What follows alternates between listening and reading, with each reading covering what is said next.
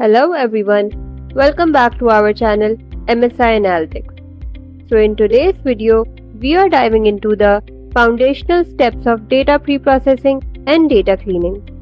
So what exactly is data preprocessing? It's the step where we take raw data and transform it into a clean, organized, and structured format. This makes it ready for analysis or modeling. Example: imagine you have a dataset of customer information, but some age values are missing. In preprocessing, we would fill in these gaps using methods like averages or similar group values to ensure data continuity. What are the benefits of data preprocessing? It improves the quality of our data, which means fewer errors and inconsistencies. It enhances model performance because well-prepared data leads to more accurate predictions. Why is data cleaning important? Think of data cleaning as the quality control phase. Here, we ensure the data is accurate, complete, and compatible with the algorithms we plan to use. For example, in a dataset with transactional details, if some dates are in an incorrect format or contains typos, data cleaning would fix these issues so that analysis can proceed without errors. There are also some additional benefits, which are data cleaning reduces computational complexities,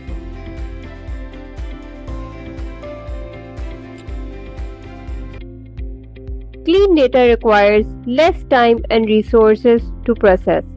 It also ensures compatibility with the models or tools we plan to use, making everything run smoother. Now, let's look at some of the key techniques used in data preprocessing. So first one is handling missing values. We can use imputation to fill in missing values or delete rows if the impact is minimal. For example, in a sales dataset, if some product prices are missing, we might fill in those values with the average price or use predictive methods to estimate based on similar products. For complex cases, predictions-based methods can estimate missing values based on other data patterns. Another technique is normalization scaling. This is crucial to keep data on a similar scale, especially if you are working with models sensitive to data range.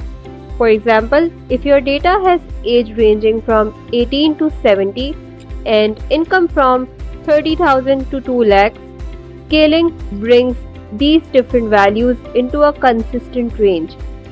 Common methods include minimum-maximum scaling, z-score normalization, or robust scaling for extreme values. Another technique is handling outliers.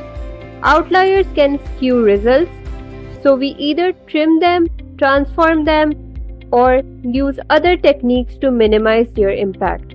For example, in a housing dataset, if a house price is much higher than others, it could distort averages.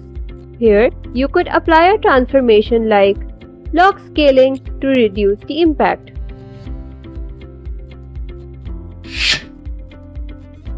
Moving forward toward another technique, which is encoding categorical variables. For categorical data, encoding methods like one-hot encoding or label encoding translate categories into numbers. For example, for a column with car colors like red, blue, green, one-hot encoding would create new columns like is red, is blue, etc. for like each color. There is also target encoding, which is useful when there is a significant relationship between categories and the target variable. Another technique is feature extraction. By selecting only relevant features, we reduce unnecessary data, which makes our model more efficient. For example, in a customer data, If gender or location doesn't impact a sales model, we might exclude these columns to streamline the model. Sometimes we even transform existing features to uncover hidden patterns. Our last technique for today is data splitting. Splitting data into training, validation, and test sets help us evaluate model performance. For example, if you have 1,000 records, you might use 70% for training, 15% for validation, and 15% for testing. This helps check how well the model performs on unseen data. This ensures that we are testing our model on unseen data, which is crucial for accuracy. So this was it for today's video. I hope this video gave you a solid overview of data pre-processing and data cleaning. Remember, these steps lay the foundation for any analysis or model we want to build. Like, subscribe, and stay tuned for more Power BI and data tips. See you in the next video.